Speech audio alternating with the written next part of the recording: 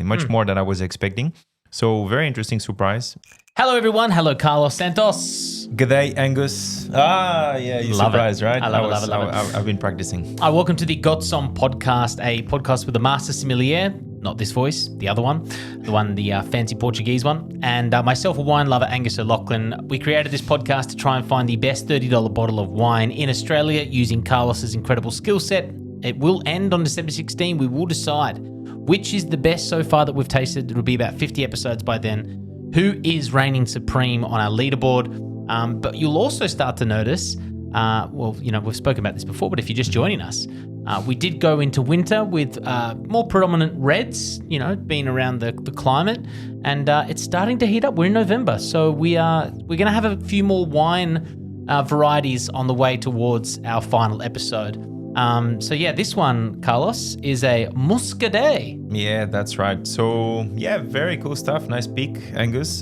This one is Muscadet Sévrémen. So, Muscadet is the grape variety known locally as Melon de Bourgogne. So, it's a wine from the Loire Valley in France. Producer, not something that I've come across before. Plessis, Duval. Interesting. 2020, you want these wines to be kind of, youthful, drunk while they're very young. They're not usually wines that have a massive potential for aging. So this should be very good right now. Obviously, as a master sommelier, you appreciate all wine. You serve a variety of wine in your fine dining restaurants. But what's your personal opinion on Muscadet? Is it something that hits your cellar? Will we find it ever in your fridge if it was coming out of your own pocket? Yeah, definitely. I think there's a moment in time for every type of wine. If you're having a seafood, if you're having a seafood platter, if you're having oysters, if you're having friends around, it's 4 a.m. You're outside because it's kick-ons. 100%. One of those moments as well. At 4 a.m., this could be pretty refreshing. I guess. Go open another bottle.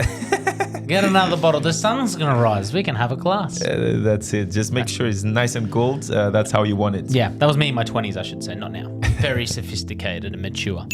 Let's crack it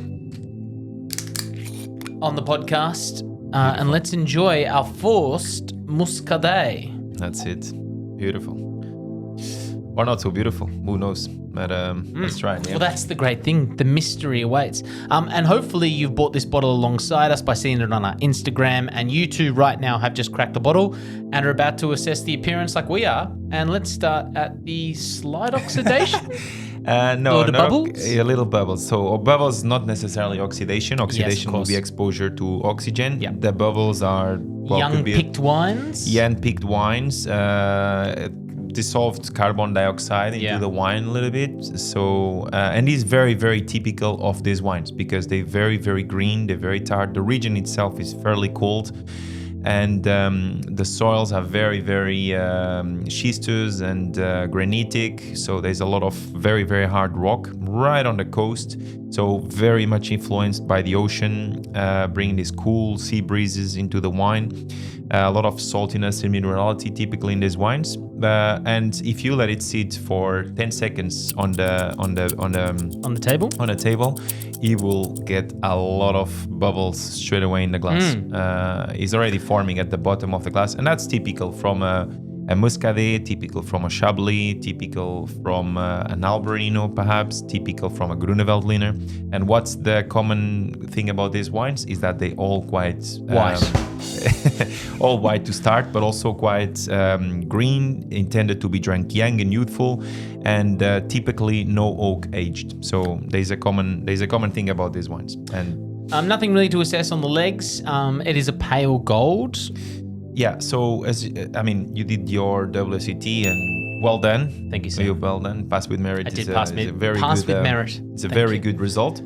And but this is a cold wine region, so therefore I think an important note on the legs is that it would be lower alcohol because it's a cold wine region, so therefore obviously lower ripeness. And yeah, that's a good point that legs doesn't really affect the wine. To the nose. Oh, nice aroma. For the Muscadet, typically they fairly neutral wines. You can almost think of a Pinot Grigio as well sometimes. Yeah. As a similar grape.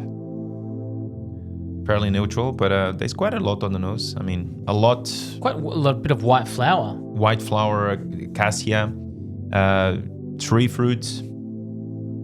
Yeah, I get apple. Apple. Green apple. Yeah, definitely green apple. Very fresh and youthful. Yeah.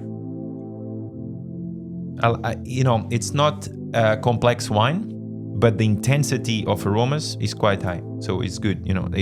Even though it's not a complex wine, definitely. There's, I think, 2 or 3 characters in this wine, that the apple, the lemon, lemon, especially green apple. But also a slight Ganflint, smoky, a little smoky, but not from oak naturally. It's natural from the grape, youthful, peaked a little bit earlier. The soil, the minerality really reflect that. Should we try it on the palate? Yeah, absolutely. Looking forward to it. Likewise. Saúde. Saúde.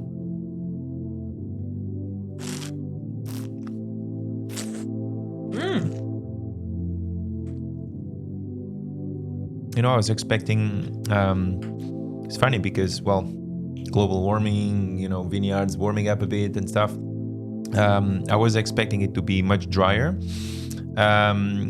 Sharper, sorry, I don't mean to be drier because it is very dry, but sharper, higher acidity. And it's a really good mouthfeel, really good mouth coating, creaminess. Really does. Not full-bodied, okay? It's a light wine, but a nice texture on the mouth. And you know what that is? It's got a longer finish. Like it's not like a short finish. It's got like a medium finish to it. Yeah, 100%. And you know what that is the Surly.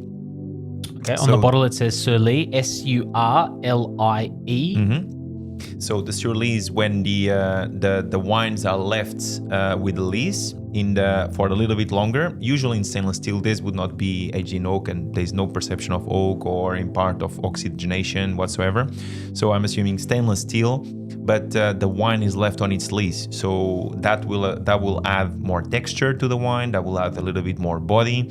And even a little bit more flavor as well. At this stage when he's left with the lees is almost just the skins, the leftover of skins. Oh, just the skins. The breaking down of the yeasts, transforming into alcohol, and then is that residue that is left is quite literally dead yeasts, basically dead cells from the grapes and the fermentation and a little bit of everything that may be in there. Yes, sure. This is one of my first Muscadets, or Muscadet. I don't think I've got no memory of having this in the past. I've heard of the wine before, but I've never picked it. It's nice. It's got some character to it. Is sort of a way to define it. It's it was surprisingly not as sharp as I expected it to be, having those lime, that citrus and that green apple on the nose. Palate? On the nose, sorry. Yeah, and then coming through to the palate, it is a more dulled, rounded sensation, and it does have, it has a nice, it's hard to explain unless you're drinking along with this or you understand wine really well, but it does have a nice, without being a medium or heavy body, it does have a nice mouth feel. Yeah, so typically, alcohol typically is fairly low, is 12%, but it could be even a little bit lower, typically, again, a riper year, a riper vintage. Because usually these wines are exactly like that. It's very high acidity, really lean, really crisp, really dry. A touch of mouthfeel. I think this is pretty lifted, actually, much more than I was expecting. So very interesting surprise. But then again, not complex. This is usually, you would say, cheap and cheerful. There are some better producers, more organics and biodynamic. And you can imagine in this area is very high disease pressure, so it's very difficult. It's very wet and rainy, and it's right on the coast, so that's difficult. But there are some, and this is very pleasurable. I would open a bottle at 4 a.m. maybe. Come around to my house. We'll sit in the backyard. My partner and my child will love it. We can go to bed when my daughter wakes up. That's it. With absolutely. a few bottles of the Muscadet. What are you going to pair with this, Master Sommelier? You would have to go for seafood, crustaceans. You could go for the crab salad. Crab salad, yeah. Crab salad would go really, really good. What about a tuna salad? Seafood platter. Tuna salad? Tuna salad. It could be. You're too high art. You're literally just like, everything is so exquisite with you. Whereas like a humble, $20 bottle prawns. of wine. Let's do prawns. Let's do a prawn salad. A prawn and... What about just the cheap ones from Coles that are like thawed from Vietnam? the ones that come on the round plastic Yeah, the platter? plastic They already platter. have the Thousand skins Island off. sauce in the Amazing. middle? Yeah, Amazing. yeah.